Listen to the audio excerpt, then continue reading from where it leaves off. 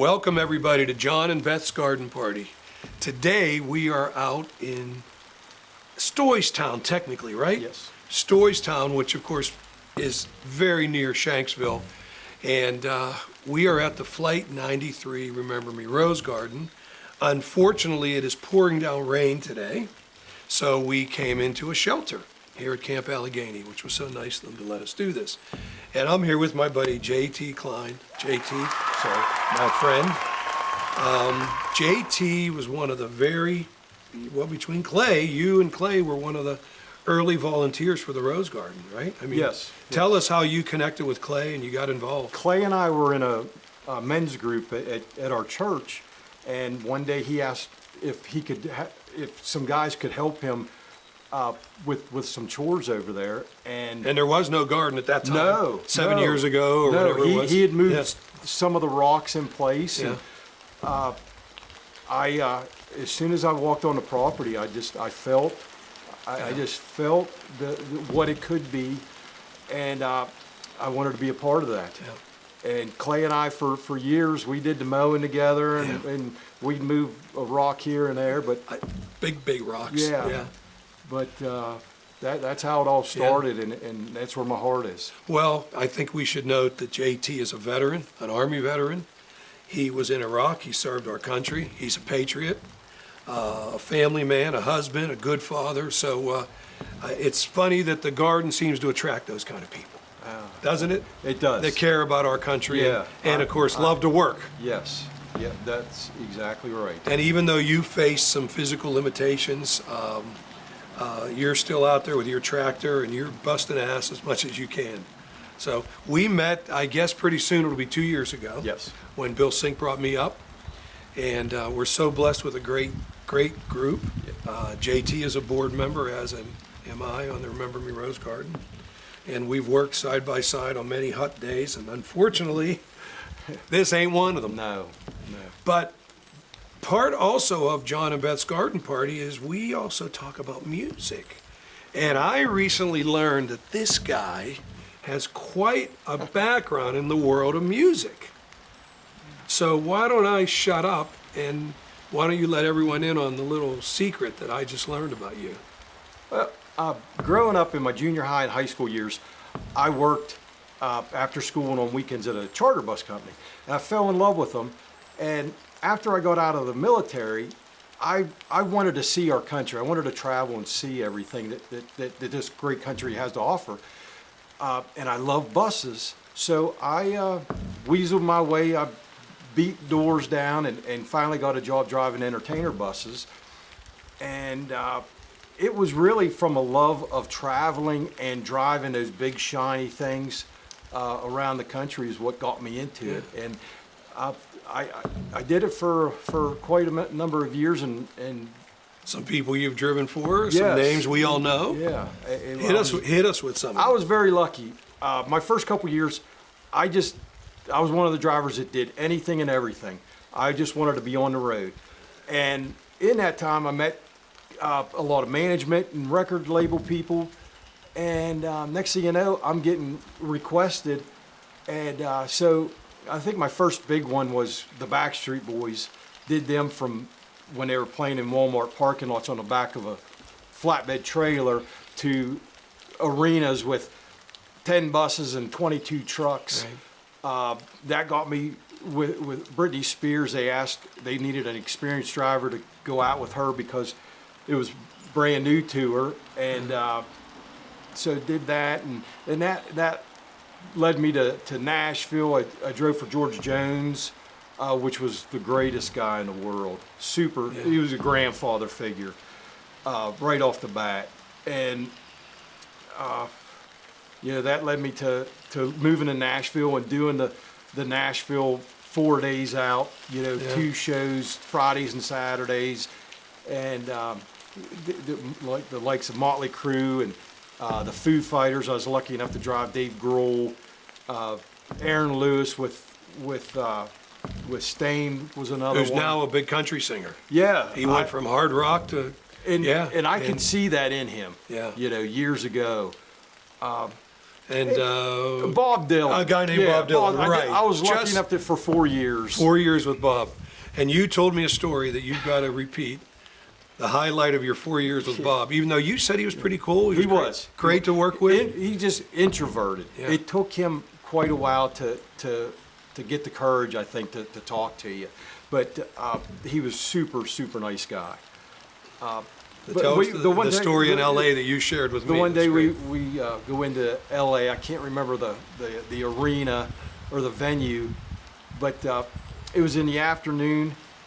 We were out at the buses out in the parking lot, and I hear a voice behind me say, "Does anybody know where Uncle Bobby's at?" And I thought, I recognize that voice. I turn around, it's Jack Nicholson. Right. He puts a paw on my shoulder.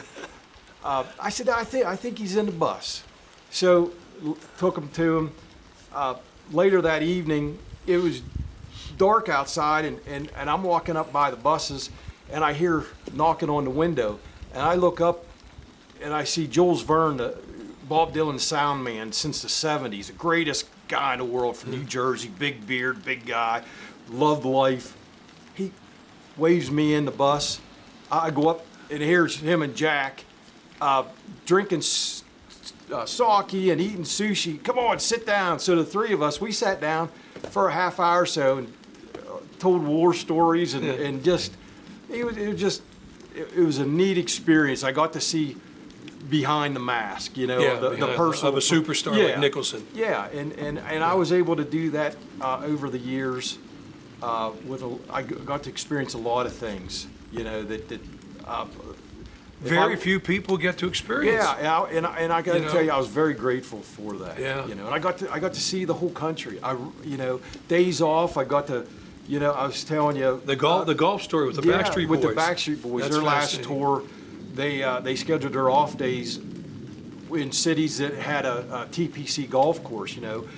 So we got to play Augusta, Pebble Beach, Sawgrass down in Florida, a dozen different courses that I would have never been able to. The green fees that year for Pebble Beach was $365. And that was a long time ago. Yeah, that was 2000. And Right.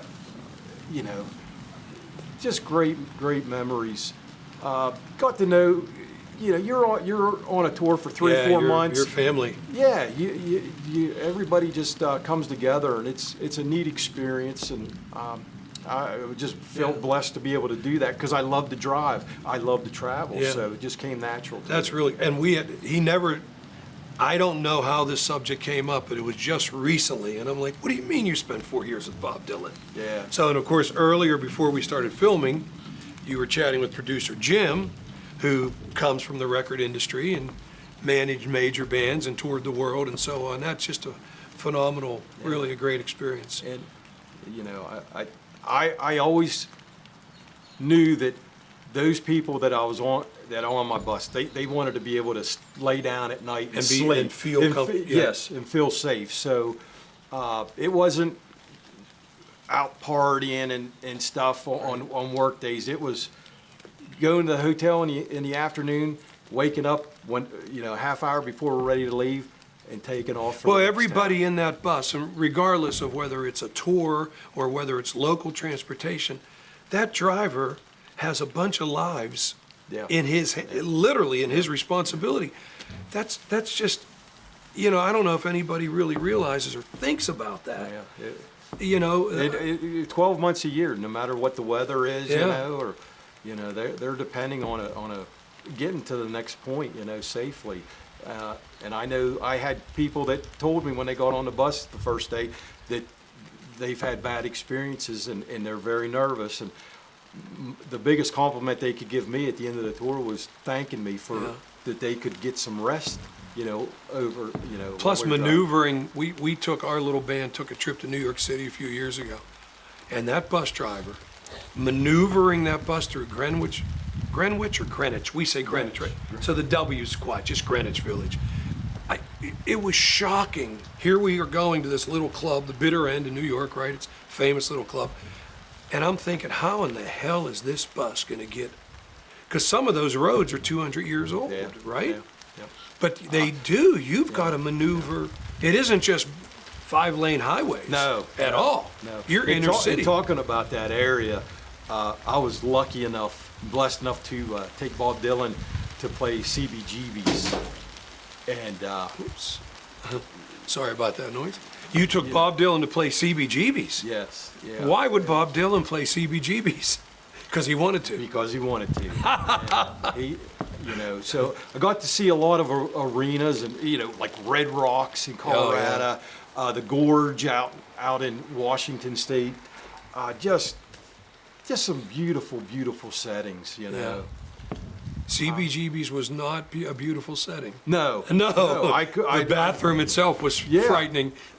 I guess just the history of it, Yeah. and who had been there. Yeah. Ashbury Street, the theaters there in San Francisco. Yeah.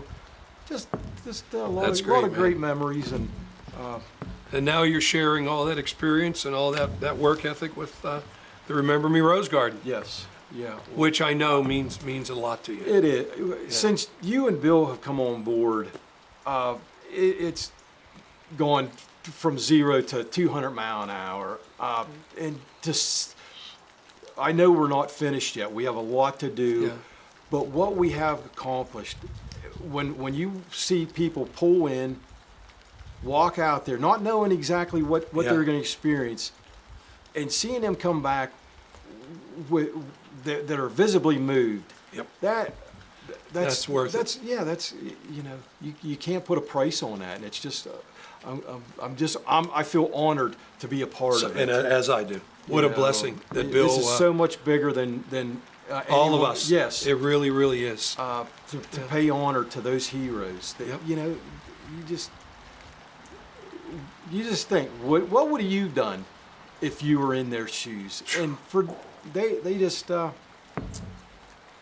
have the highest respect. And I love this country, and I just want to see people be able to come and honor those heroes. And these are the kind of things that need to bring us together. There's Yes, too much exactly. divisiveness.